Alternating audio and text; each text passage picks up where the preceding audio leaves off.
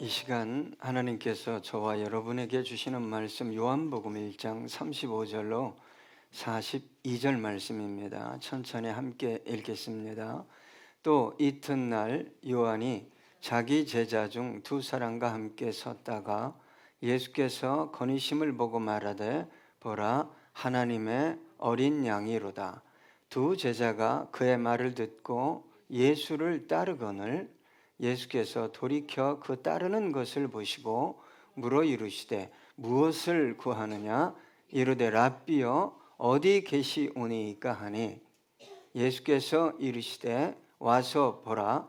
그러므로 그들이 가서 계신 데를 보고 그날 함께 거하니 때가 10시쯤 되었더라. 요한의 말을 듣고 예수를 따르는 두 사람 중에 하나는 시몬 베드로의 형제 안드레라. 그가 먼저 자기의 형제 시몬을 찾아 말하되 우리가 메시아를 만났다 하고 데리고 예수께로 오니 예수께서 보시고 이르시되 내가 요한의 아들 시몬이니 장차 게바라 하리라 하시니라. 아멘.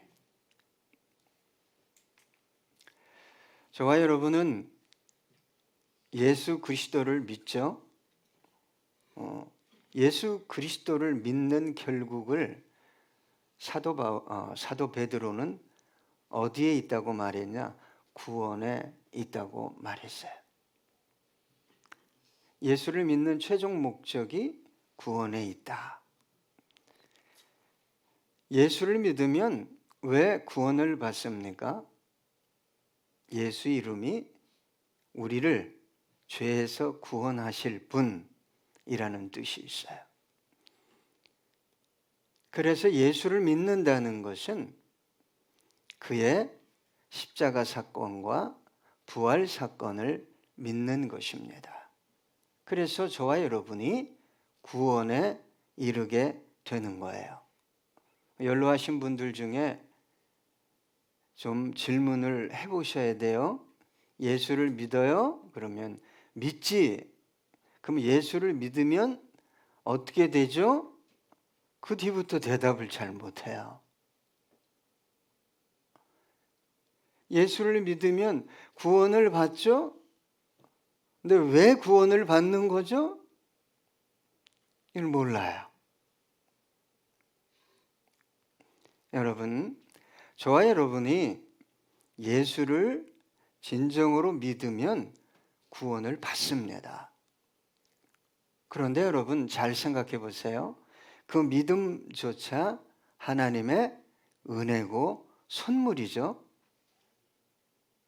내가 믿는 것 같아요, 의지적으로. 그런데 잘 생각해 보세요.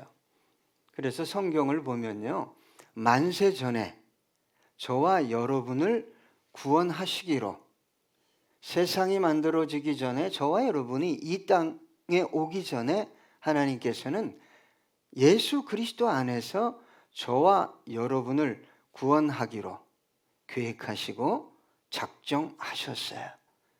그래서 저와 여러분에게 믿음이, 그분에 대한, 주님에 대한 십자가 사건에 대한 믿음이 생기는 거예요. 그래서 여러분 자랑할 것이 있다고 그래요. 사도 바울이 자랑할 것이 없다 그랬어요. 자랑할 것은요, 십자가밖에 없습니다. 그리고 사도 바울은 연약한 것을 자랑했어요. 자, 이것을 만세 전에 예수 그리스도 안에서 저와 여러분을 구원하기로 작정했다, 계획했다, 이것을 예정론이라고 해요. 그런데 여러분, 예정론이라는 것은 하나님의 관점에서 본 거지 저와 여러분의 관점에서 본 게 아니에요. 교회를 잘 다니고 교회 일이라면 낮과 밤을 가리지 않고 열심히 하던 분이 어느 날 신앙을 버리기도 하고 교회를 떠나기도 하고 심지어 사이비 이단으로 가기도 해요. 정말 저분은 멋지게 예수 잘 믿은 것 같은데 사회적으로, 경제적으로, 정치적으로 무리를 일으키는 분들도 있어요. 그래서 예정론이다. 우리를 구원하기로 예정하셨다라는 것은 인간의 시각으로 볼 수 있는 것이 아닙니다. 그런데 여러분, 문제를 일으킨 사람 중에서도 회개하고 다시 돌이켜서 그리스도인다운 삶을 살아가는 사람들도 있어요.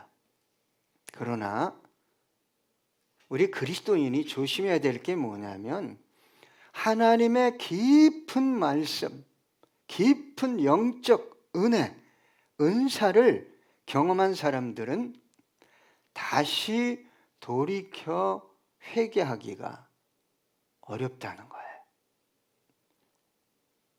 세상을 향해, 쾌락을 향해, 욕망을 향해 달려가다가 돌이키는 일들이 쉽지 않다라고 성경은 말하고 있어요. 여러분, 잘 믿고 막 성령의 은사도 받고 이런 분들이 그냥 세상 유혹을 쫓아 그냥 자기 멋대로 살아가다가 얼마든지 다시 회개하고 돌아온다면, 여러분, 교회 다니는 많은 청년들과 신앙의 초보분들이 뭐 굳이 그럼 나도 지금 뭐 믿을 필요 있겠어? 열심히 그냥 내가 원하는 대로 욕망을 쫓아, 쾌락을 쫓아, 그냥 돈을 쫓아 그냥 살다가 적당한 나이에 힘 빠지고 인생 정리할 시간쯤에 와서 예수 믿으면 되지, 이런 생각을 하기 때문에, 여러분, 예수를 제대로 만났고 십자가 은혜를 경험했고 성령의 깊은 은혜를 경험한 사람은 조심하셔야 됩니다.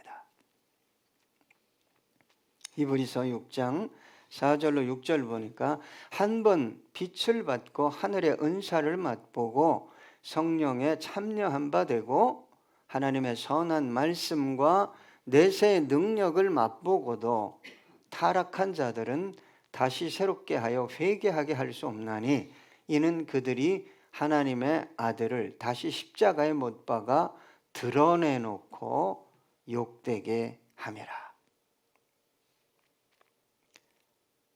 그래서 여러분, 주님을 사랑하다가 주님을 정말 만나면 사랑하고 싶지 않아요. 주님보다 좋은 분이 어디 있어요.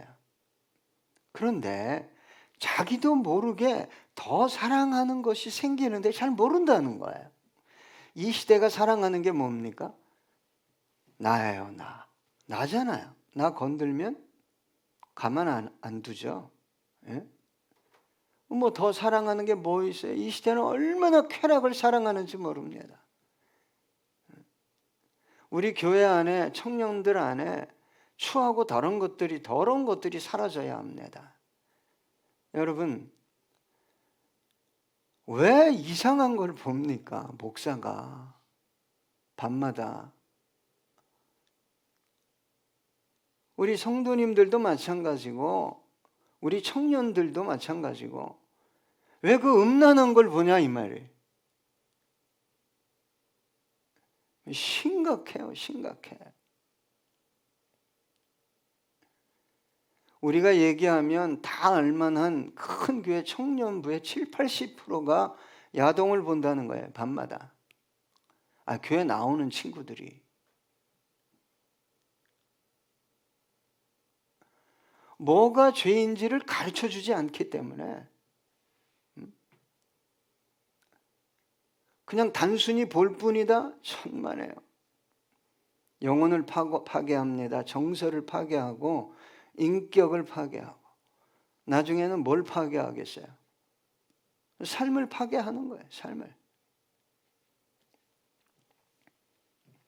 여러분, 이 마지막 때는요, 쾌락을 사랑하기를 하나님보다 더 사랑한다. 이 마지막 때는요, 돈을 사랑한다 그랬어요. 근데 안타까운 것은 그리스도인들까지 여기에 동조하고 나섰어요. 동화되어서 돈이 최고지. 예수를 내 마음껏 즐기면서 믿으면 좀 좋지 않냐? 그게 자유 아니냐?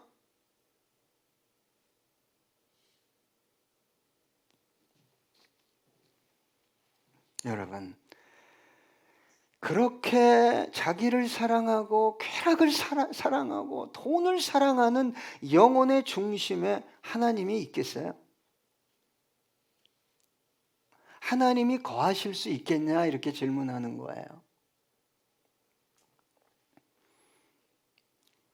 자신 안에 우상을 모시고 살아가는지를 모르기 때문에 내 안에서 거룩한 성령님이 역사하시는지 안 하시는지도 모르고 살아가는 거예요. 여러분, 하나님보다 더 사랑하는 것이 우상 숭배입니다. 성경은 그렇게 얘기하고 있죠. 그래서 여러분, 예수를 믿는 저와 여러분은 이런 질문을 해야 돼요. 하나님보다 나는 더 사랑하는 것이 없는가? 여러분, 질문하셔야 돼요. 나는 하나님보다 더 사랑하는 것이 없는가? 라는 질문에 네라고 대답할 수 있어야 돼요. 그리고 이 질문은 1년에 한 번 하는 게 아닙니다. 새해 들어서 결단하기 위해서 하는 게 아닙니다. 이 질문은 날마다의 질문이어야 돼요. 날마다. 내가 하나님보다 더 사랑하는 게 있는가? 이것에 대해서 네라고 날마다 대답할 수 있어야 돼요. 변함없이 언제나 하나님, 나는 예습니다. 여러분, 저와 여러분은 시도 때도 없이 변합니다. 그리고 자신이 어떻게 변해가고 있는지에 대한 바른 인식과 분별력이 사라짐에도 불구하고 자기는 하나님을 사랑하고 있다고 생각할 수 있다는 거예요. 그럼에도 여러분, 저와 여러분 안에 누가 계십니까? 예? 성령님이 계셔요. 성령님은요, 이런 질문에 기쁨으로 화답합니다. 하나님보다 더 사랑하는 게 있습니까? 그러면 성령님은 말씀하시죠. 네 자신을 네가 더 사랑한다. 네 새끼를 더 사랑한다. 네 부모를 더 사랑한다. 돈을 더 사랑한다. 구체적으로 말씀하십니다. 여러분, 성령님이 왜 그렇게 기쁨으로 이런 질문에 화답하실까요? 여러분, 삶의 능력이 여기 있어요. 그리스도인의 삶의 능력은 무엇을 더 사랑하는 데 있지 않고 주님을 더 사랑하는 데 있어요. 여기에 구원이 있고요, 영생이 있어요. 하늘 영광과 보상이 있기 때문에 성령님은 이런 질문에 기쁨으로 화답하면서 응답하시는 거예요. 그리고 여러분, 이런 질문은요, 가난할 때나 부유할 때나 낮을 때나 높을 때나 성공했을 때나 실패했을 때나 날마다의 변함없는 질문이어야 합니다. 그래야 시들은 영혼이 살아나고 날마다 지쳐 쓰러질 것 같은 우리의 삶이 회복될 수 있기 때문이에요. 여러분, 베드로가 예수님을 부인하고 도망갔어요. 저주하고. 여러분, 이거는 참 있을 수 없는 일이잖아요. 나는 주님을 위해 죽겠습니다. 그런 사람이에요. 예? 다른 친구들은 다 그렇게 할지라도 나는 그렇게 안 할 겁니다. 부인하지 않을 겁니다. 그래서 맹세했어요. 유대인들은 맹세하면 무조건 믿어줘야 돼요. 하나님의 이름으로 했기 때문에. 그 베드로를 예수님이 다시 찾아가잖아요. 그리고 어떻게 회복시켰습니까? 상황을 바꾸고 환경을 바꾸고 베드로의 능력을 배가시켜서 넉넉히 감당할 수 있는 사람이 되게 했기 때문에 회복된 게 아닙니다. 예수님이 3번 물어봤어요. 요한복음 21장 15절로 17절 보니까 그들이 조반 먹은 후에 예수께서 시몬 베드로에게 이르시되 요한의 아들 시몬아 네가 이 사람들보다 나를 더 사랑하느냐 하시니 이르되 주님 그러하나이다. 내가 주님을 사랑하는 줄 주님께서 아시나이다. 이르시되 내 어린 양을 먹이라 하시고 또 두 번째 이르시되 요한의 아들 시몬아 네가 나를 사랑하느냐 하시니 이르되 주님 그러하나이다. 내가 주님을 사랑하는 줄 주님께서 아시나이다. 이르시되 내 양을 치라 하시고 세 번째 이르시되 요한의 아들 시몬아 네가 나를 사랑하느냐 하시니 주께서 세 번째 내가 나를 사랑하느냐 하시므로 베드로가 근심하여 이르되 주님 모든 것을 아시오매 내가 주님을 사랑하는 줄을 주님께서 아시나이다. 예수께서 이르시되 내 양을 먹이라. 사랑의 문제예요. 사랑의 문제. 근데 진짜 문제는 뭐냐? 내가 사랑한다고 고백하면서도 내 안에 더 주님보다 하나님보다 더 사랑하는 어떤 것이 있음을 발견하지 못한다는 데 있는 거예요. 두 주인을 섬기고 있고 더 사랑하는 것이 있는데 내가 주님을 사랑합니다 고백할 때 여러분 남편이 죄송합니다. 옆집 아줌마를 더 사랑하면서 그걸 또 마누라가 알아. 근데 느끼하게 그 부인한테 가서 내가 당신 사랑하는 줄 알지? 이것과 같아요.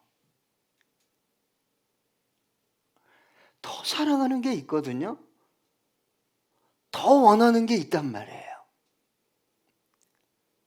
그걸 분별하고 그것으로부터 내가 자유함을 얻어야 하나님을 사랑하는 거예요. 그래서 주님께서 마태복음 10장 37절에 아버지나 어머니를 나보다 더 사랑하는 자는 내게 합당하지 아니하고 아들이나 딸을 나보다 더 사랑하는 자도 내게 합당하지 아니하며. 여러분, 하나님이 기뻐하시는 영혼은 하나님이 책임져요. 하나님께서 왜 먹을 걸 안 주겠어요? 그렇게 사랑하는데. 여러분, 정말 사랑하는 사람을 만나면 내 것을 다 주고 싶지 않나요? 그 사람의 것을 다 뺏고 싶어요? 그건 사랑이 아니고 욕망이죠. 아주 교묘하고 이기적인 욕망이에요. 또 그것을 사랑인 줄 알아요. 이 사람이 능력이 있으니까, 배경이 있으니까, 돈이 있으니까 결혼하고 사랑해. 근데 어느 날 능력이 없어지네, 배경이 없어지네, 돈이 없어지네. 사랑의 조건과 근거가 다 달아나 버렸어요. 그때부터 어떤 일이 벌어지죠, 가정에?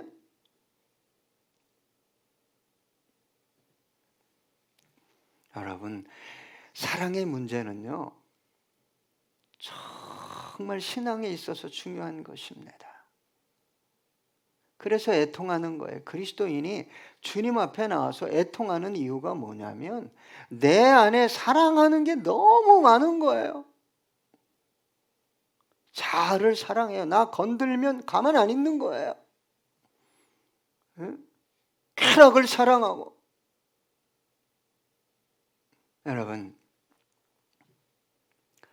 요즘 청년부에서 담당 목사님들이 혼전 순결이라는 단어를 절대 쓰지 않는데, 왜 그러냐? 다 도망간대요.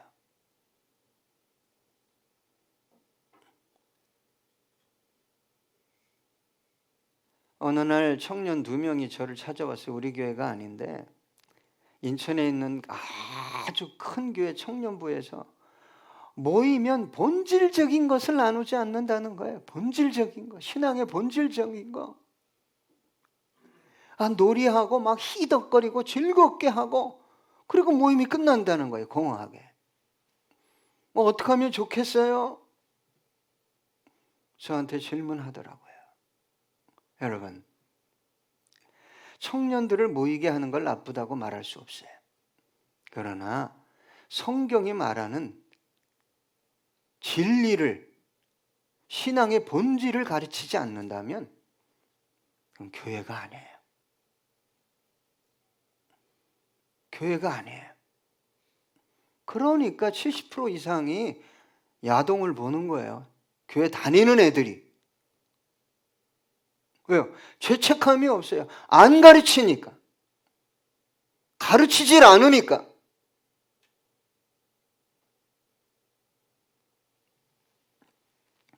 오늘 본문 35절에 보니까 또 이튿날 요한이 자기 제자 중 2사람과 함께 섰다가 36절 예수께서 거니심을 보고 말하되 보라 하나님의 어린 양이로다. 여러분, 세례 요한은 또다시 주님을 보고 보라 하나님의 어린 양이로다 라고 말하고 있어요. 예수님이 이 땅에 오신 이유가 뭡니까? 여러분, 어린 양으로 죄의 문제를 해결해 주기 위해서 왔어요. 왜 예수를 믿어야 되느냐? 예수 외에 인간의 내면과 환경 속에 저질렀던 모든 죄를 용서할 수 있는 대상은 이 땅에 존재하지 않습니다. 예수님이 이 땅에 오신 최종 목적이 뭐예요? 십자가 위에서 죽는 거예요. 누구를 위해? 온 세상의 죄인들을 위해 처절하게 죽는 거예요. 여러분, 세례 요한이 사역할 때, 우리 주님이 사역할 때 그 첫 마디 외침이 무엇인지 잘 아시죠? 자, 세례 요한 마태복음 3장 1절로 2절입니다. 그때 세례 요한이 이르러 유대 광야에서 전파하여 말하되 회개하라 천국이 가까이 왔느니라 하였어요. 여러분, 회개하라는 거예요. 마태복음 4장 17절입니다. 우리 주님은 이때부터 예수께서 비로소 전파하여 이르시되 회개하라 천국이 가까이 왔느니라 하시더라. 여러분, 예수님은요 천국을 주려고 오셨어요. 천국을 주려면 회개해야 되는데 무엇을 통해서 회개할 수 있어요? 죄 용서함을 받을 수 있어요? 받을 수 없었잖아요. 그래서 화목제물로 어린 양으로 모든 영혼들의 죄를 사해 주시기 위해 오셨고 십자가 위에서 죽으신 거예요. 이것보다 온전한 완전한 사역 없습니다. 그래서 여러분, 회개 없는 구원은 없어요. 영혼이 새로워지려면 하나님은 반드시 성령을 통해 뭐하게 하냐? 회개하게. 내 속에 있는 것, 내 생각 속에 있는 것, 삶 속에 있는 것 끝없이 회개하게 합니다. 그래서 신앙을 새롭게 하고 성장시키는 거예요. 여러분, 참으로 예수님 제대로 처음에 믿었다면 뭐 하게 되죠? 회개하게 됩니다. 죄가 생각 안 나면 죄를 하나님이 생각나게 해요. 쫙 그냥 스크린처럼 나열해가지고 막 어릴 때부터 시작해서 지금 이 순간까지 어떤 죄를 졌는지를 쫙 나열해 줍니다. 감사가 없거나 평안이 없는 게 아니에요. 감사도 있고 평안도 있고 소망도 있고 기쁨도 있는데 반드시 성령님은 뭐하게 만드냐? 깊이 회개하게 만들어요. 그래서 예수 만나면 삶이 뒤집어지는 거예요. 그렇게 살고 싶지 않은 거예요. 예수 이전으로 돌아가고 싶지 않은 거예요. 언어가 그래요. 생각이 그래요. 행동이 그래요. 그래서 구원에 이르는 거죠. 그래서 천국을 소유하게 되는 것입니다. 여러분, 세례 요한이 보라 하나님의 어린 양이로다.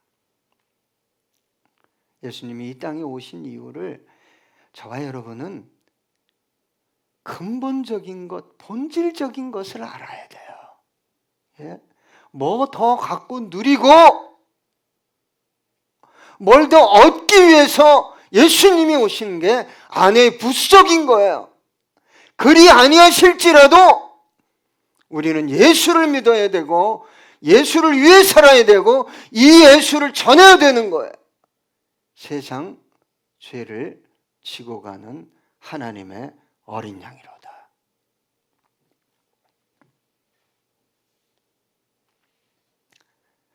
오늘 본문 37절에 보니까 두 제자가 그의 말을 듣고 예수를 따르거늘 이라고 기록하고 있어요. 여기서 두 제자는 세례 요한의 제자였어요. 그런데 세례 요한의 제자들로 하여금 누구를 따르게 했어요? 요한이 주님을 따르게 했어요. 참으로 아름다운 모습이 아닐 수 없어요. 자신의 제자였잖아요. 자신을 추종했잖아요. 세례 요한은 이렇게 고백했어요. 그는 흥하여야 하겠고 나는 쇠하여야 하리라. 그래서 모든 영혼을 세례 요한은 누구에게로 보내는 것을 기뻐했어요? 주님께로. 주님께로.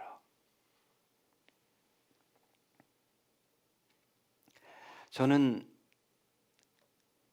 이 설교를 묵상하면서 제가 그랬으면 좋겠다. 제가. 또한 이 시대의 많은 목회자들이 정말 그랬으면 좋겠다. 자신의 명예나 성공을 내려놓고 성도들로 하여금 오직 예수 주님만을 바라보게 하는 큰 교회 목사님들 설교가 좋아요. 대부분 성도님들이 그 교회 성도님들이 전도하면서 우리 교회 목사님 설교 한번 들어보세요. 설교가 너무 좋습니다. 그래서 많은 성도들을 예수 안 믿는 분들을 좀 모시고 가면 좋겠는데 또 예수 믿는 분들을 모시고 가요. 좋아요. 좋습니다. 그러나 그곳에 가서 그 좋은 설교 잘 들으시고 성도들로 하여금 누굴 따르게 해야 돼요? 예수를 따르게 해야 돼요. 예수를. 우리 교회가 행사하면 어떻게 적은 교회가 이렇게 행사를 큰 교회처럼 하냐고 그런 얘기를 합니다. 그러나 이것보다 더 중요한 게 뭔지 아세요? 여러분 한 영혼 한 영혼이 예수님을 따라가는 거예요. 예수님을 따라가질 않아요.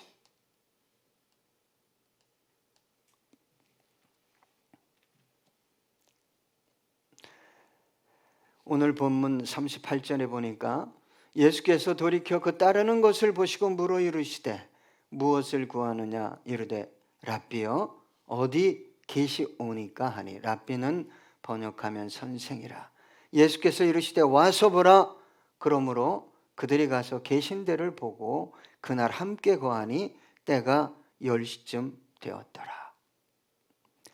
세례 요한의 제자들은 세례 요한을 통해서 이 마음이 준비된 영혼들이었어요. 그래서 예수님을 쫓아가지만 죄송합니다. 돈을 얻고 빵을 얻고 세상의 어떤 것을 얻기 위해서 예수님을 쫓아간 게 아닙니다. 어디 계십니까? 당신과 깊이 교제하고 싶습니다. 당신을 알고 싶습니다. 당신을 통해 진리를 배우고 싶습니다. 이 뜻이에요.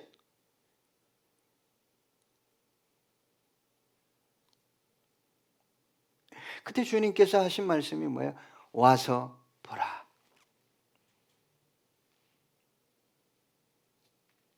여러분, 와서 보라라는 말씀 얼마나 아름답습니까? 내 삶을 봐라. 내 인격을 봐라. 내 언행을 봐라. 저는요, 이 설교를 준비하면서 우리 성도들이 예수 만나기 원하는 뭔가 진리를 찾는 영혼들에게 와서 봐라. 와서 내 가정을 봐라. 내 삶의 터전을 봐라. 우리 교회를 봐라.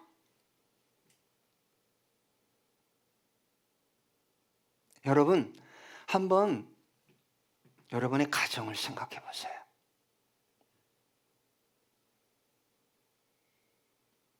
예수를 알기 원하는 사람이 여러분의 가정을 CCTV로 만약에 하루만 본다면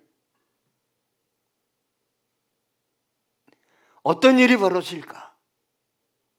여러분의 삶의 터전 현장을 CCTV로 그 언행을 다 본다면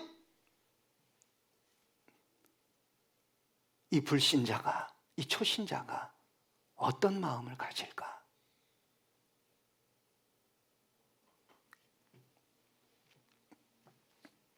여러분,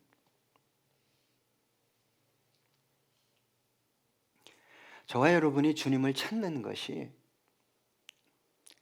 주님 더 알기 원합니다. 내가 주님을 좀 깊이 만나기 원합니다.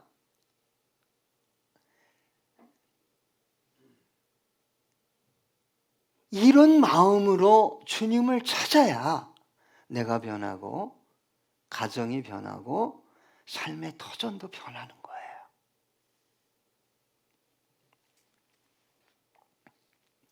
저는 우리 지우 청년을 통해서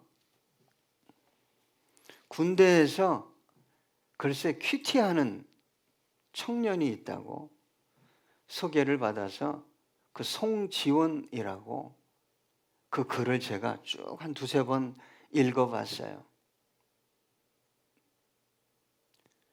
훈련소에서도 그리고 운전을 하는 수송대 가서 훈련 받을 때도 하나님이 역사하시고 개입했어요. 이 청년에게. 그래서 2024년도 7월 달에 입대했는데 12월 달에 금식 수련회를 갑니다. 이 송지원이라는 지우가 아니고. 그래서 금식 기도를 갔는데 수련회를 갔는데 큰 은혜를 받았어요. 그래서 그날부터 수련회 끝날 날부터 말씀을 묵상하고 감사할 제목을 쓰고 기도 제목을 쓰다 보니까 어느 날 한 친구가 예수 믿는 친구가 둘이 우리 큐티하면 어떨까? 그렇게 얘기했다는 거예요. 여러분 군대에서 큐티 쉽지 않습니다. 자, 10시면 다 자야 돼요. 그런데 다른 공간이 있나 봐요. 연등, 불을 켜고 뭐 공부도 하고 약간의 대화도 나눌 수 있는 그곳에 가서 밤마다 큐티를 했다는 거예요. 이 친구 마음에 아유 이것도 얼마 못 가겠지. 내가 제대하면 그냥 이 모임도 없어지겠지. 그런데 하나님께서 참 참 귀하게 역사해 주셔서 한 명이 붙고 두 명이 붙고 네 명이 붙고 다섯 명이 붙고 아홉 명이 요번 13일 날 제대했어요. 그 글에 이 송지원이라는 이 형제의 글에 하나님 이 큐티 모임이 100년이 지속됐으면 좋겠습니다.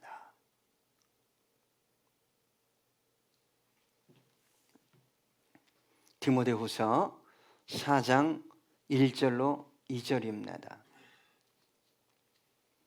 하나님 앞과 살아있는 자와 죽은 자를 심판하실 그리스도 예수 앞에서 그가 나타나실 것과 그의 나라를 두고 엄히 명하노니 너는 말씀을 전파하라. 때를 얻든지 못 얻든지 항상 힘쓰라. 범사의 오래 참음과 가르침으로 경책하며 경계하며 권하라. 여러분, 저와 여러분은 연약해서 다 상황에 붙들려 있어요. 환경에 붙들려 있어요. 이런 상황에서는 못한다는 거예요. 그렇게 1년, 2년, 10년, 20년 그러다가 나이는 들어가고 삶은 어느 순간에 덫과 같이 끝나는, 여러분, 진리를 나누고 복음을 전한다는 것은 삶이 되어야 합니다. 그냥 삶인 거예요. 시간을 주시면, 돈을 주시면 믿음의 선진들은 그렇게 하지 않았어요. 오히려 더 열악한 환경 속에서도 뭐 했어요? 복음을 증거하고 진리를 나눴습니다. 자, 이제 오늘 본문 끝으로 40절부터 읽겠습니다. 요한의 말을 듣고 예수를 따르는 두 사람 중에 하나는 시몬 베드로의 형제 안드레라. 그가 먼저 자기의 형제 시몬을 찾아 말하되 우리가 메시아를 만났다 하고, 메시아는 번역하면 그리스도라. 데리고 예수께로 오니 예수께서 보시고 이르시되 내가 요한의 아들 시몬이니 장차 게바라 하리라 하니라. 여러분, 예수를 만나서 깊이 교제한 이 두 사람 중에 한 명이 누구라고 성경은 기록하고 있어요? 안드레. 그리고 예수가 어떤 분인지를 확인하자마자 안드레는 뭐 하기 시작합니까? 전도하기 시작해요.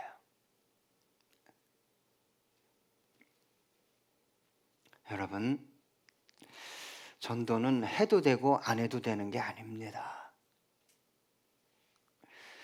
이 시대는 돈을 너무 사랑하죠. 성공을 너무 사랑해요.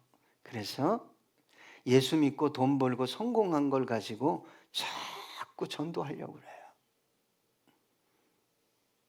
그러다가 자신이 돈을 더 사랑하고 성공을 더 사랑하는 사람이 돼버린 걸 모르는 거예요. 그러면서 하는 말이 성공을 못해서 복음을 못 전하고 돈이 없어서 복음을 못 전한다는 거예요. 자기가 그렇게 돼버렸어요. 세뇌당한 거죠. 여러분, 사마리아 여인도 예수님 만나자마자 그 수치스러운 동네 사람들을 향해서, 그 물길로도 그냥 뜨거운 오후에 갔잖아요. 동네 사람 안 만나려고. 그런데 예수 만나니까 자존심이 어디 있어요? 자아가 어디 있어요? 그 물동이를 내던지고 내가 만난 사람이 그리스도가 아니냐. 여러분, 안드레는 베드로의 형이에요. 근데 안드레가 예수님의 수제자 베드로를 전도했잖아요. 얼마나 아름답습니까?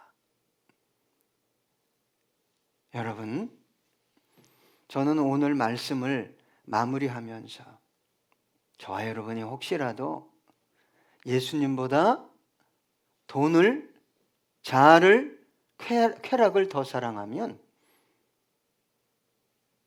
하나님이 역사하지 않습니다. 뭘 더 사랑하는지 그것을 확인하고 세례 요한처럼 우리가 전할 것은 예수예요. 예수 외에 소망이 없습니다. 누가 우리를 구원하겠습니까? 그래서 여러분, 저와 여러분보다 더 위대한 하나님의 사람들을 주 앞으로 인도하는 저와 여러분의 삶 되기 원합니다. 찬양하시겠습니다.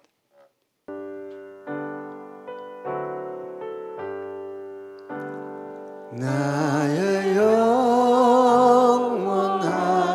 기여 생명보다 귀하다. 나의 갈 길 다가도록 나와 동행하소.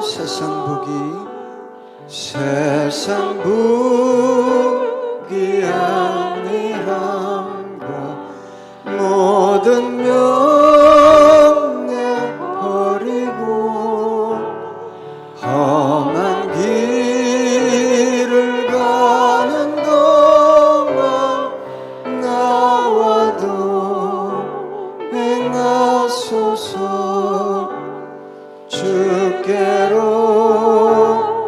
가까이 주께로 가오니 나의 갈 길 다가도록 나와 동행하소서.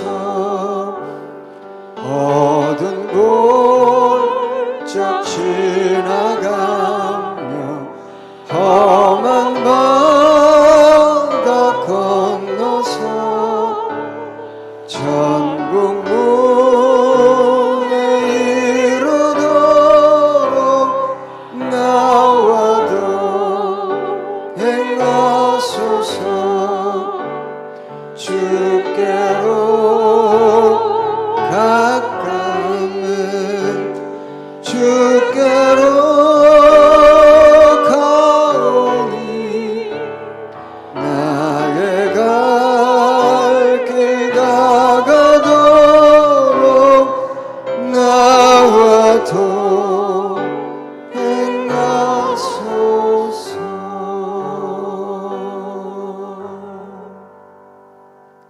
우리 함께 기도하겠습니다.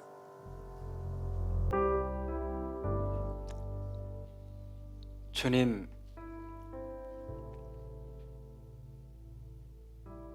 주님 이 땅에 오신 이유, 우리로 하여금 예수를 믿게 하신, 구원에 이르게 하신 이유를 바로 알아가는, 그로 인해 주님께서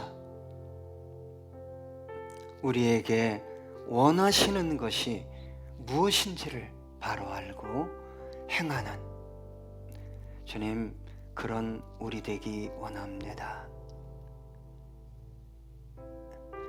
와서 보라고 말씀하신 주님, 우리 성도님들이 와서 보라고, 나의 가정을 보라고, 나의 삶의 터전을 보라고, 우리 교회를 보라고. 하나님, 그렇게 말할 수 있기를 소망합니다.